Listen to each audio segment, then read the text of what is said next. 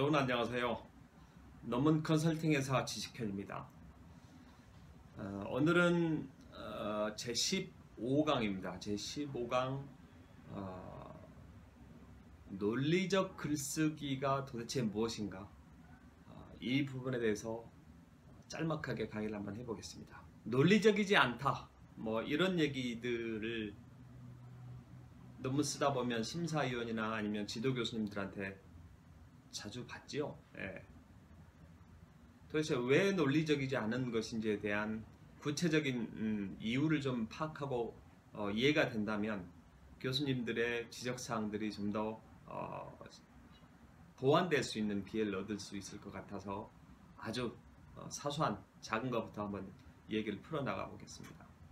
예를 들면 제가 몇 가지, 두 가지 정도는 오늘 얘기를 할 텐데, 첫째는 동어 반복의 오류들, 동어 반복 또는 동의 반복이라고도 합니다.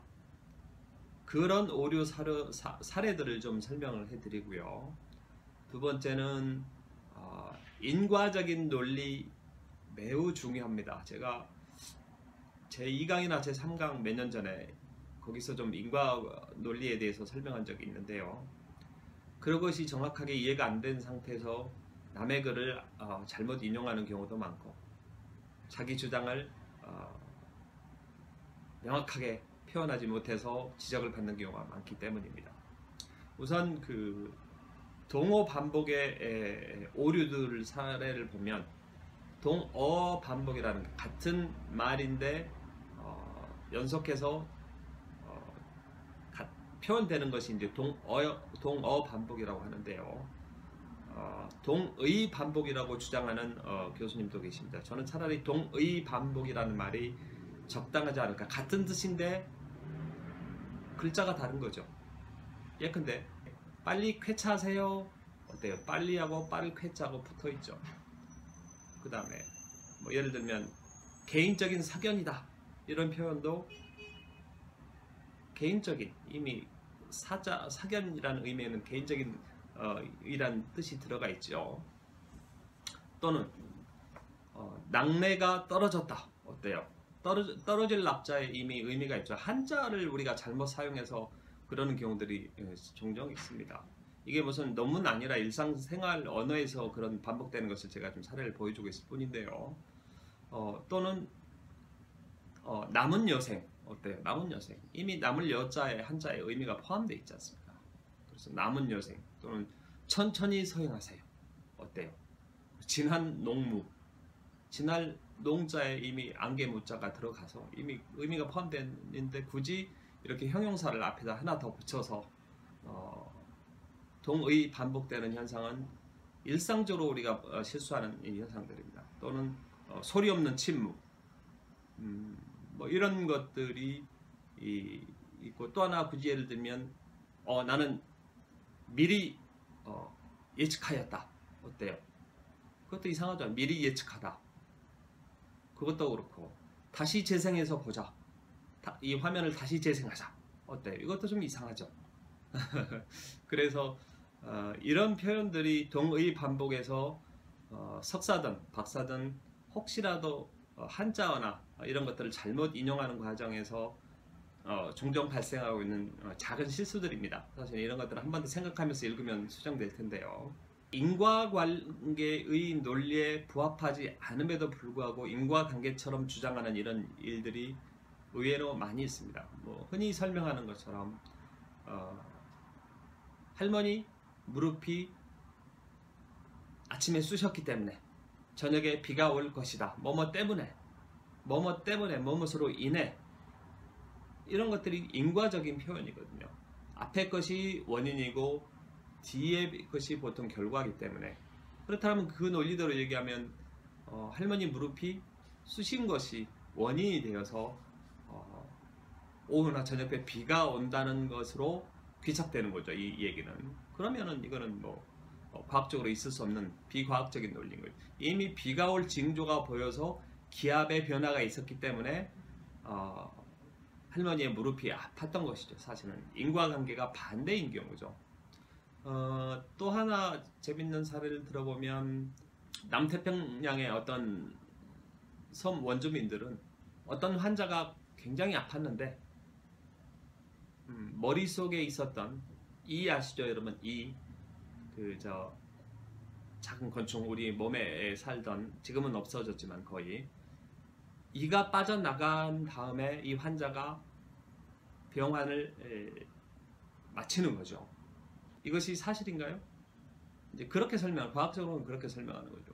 환자가 이제 다 낫기 직전에 밤새 이렇게 그 온몸에 열이 올라가고 그래서 병환이 감기 왜 독감이나 이런 것들 보면 가끔 이렇게 하룻밤 땀을 흠뻑 적실 정도로 이불을 적실 정도로 밤새 이제 끙끙 앓고 나면 그 다음날 왜 병환이 사라지지 않습니까? 그런 것처럼 밤새 이렇게 끙끙 앓으면서 온몸이 이 병마와 싸우느라고 온몸에 열이 올라간다는 거죠.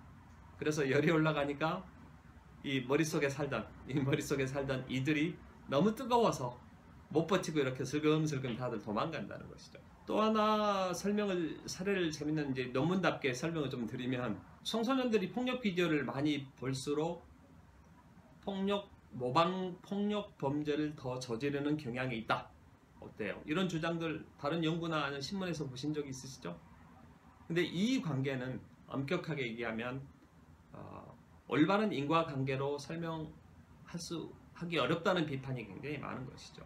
무엇이 먼저 일어나는지에 대해서 구별할 수 없다는 것이 이제 정통한 학계의 주장인 것이죠.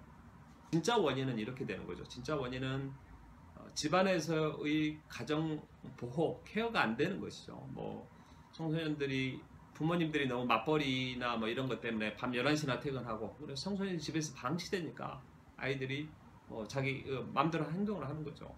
가정의 케어가 제대로 안 됨으로 인한 것이 원인이 되어서 아이들이 폭력 비디오도 많이 보고 폭력 범죄도 많이 저지르고 또는 뭐 학교 출석도 잘 안 하고 때문에 뭐 공부도 잘 안 할 것이고 그리고 복장이나 이런 것은 늘 꾀지지할 것이고 건강 상태는 균형 잡힌 식사를 못하기 때문에 불균형할 것이고 이런 것들이 종합적으로 후행하는 결과적으로 나타나는 결과 변수들끼리의 현상인데 이것을 마치 인과관계처럼 엮어놓고 데이터를 실제로 모아보면 실제로 그렇게 두 변수의 관계가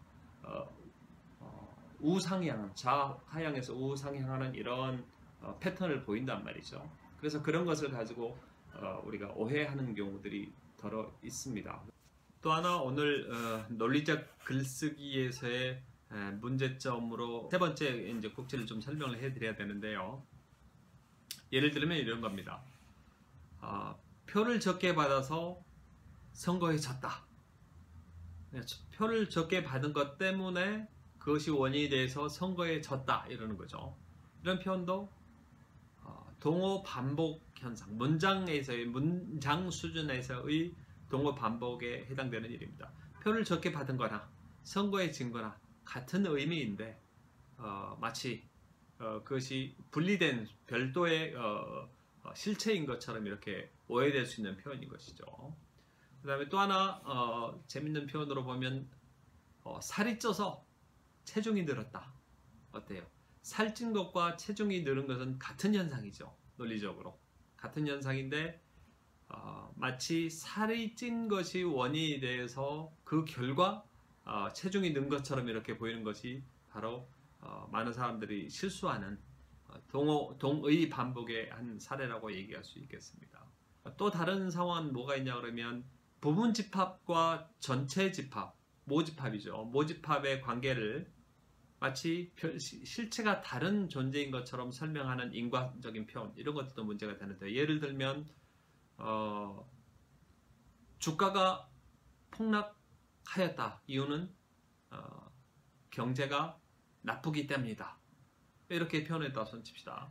경제가 나쁘다는 얘기는 뭐 여러 가지 현상들을 종합적으로 설명하는 것이죠. 한 사회의 경제가 나쁘다는 것은 예컨대 주가가 폭락할 것이고 디플레이션도 생겼을 것이고 물가가 폭등할 것이고 여러 가지 현상인 것이죠. 그러니까 경제가 나쁜 상황을 설명하는 하나의 작은 하위 변수로서 하위 요인으로서 주가 폭락 또는 가격 폭등이나 폭락 아니면 뭐 이런 현상들이 부분집합인 셈이죠. 근데 이것이 뭐 경제 때문에 주가가 폭락했다든가 경제가 안 좋아서 아니면 주가가 폭락했기 때문에 경제가 나빠졌다 하지 뭐 이런 식의 표현들은 부분집합과 모집합의 관련성을 잘못 설명하는 현상으로 이렇게 오해받을 수 있는 표현들입니다. 성경은 진리이다.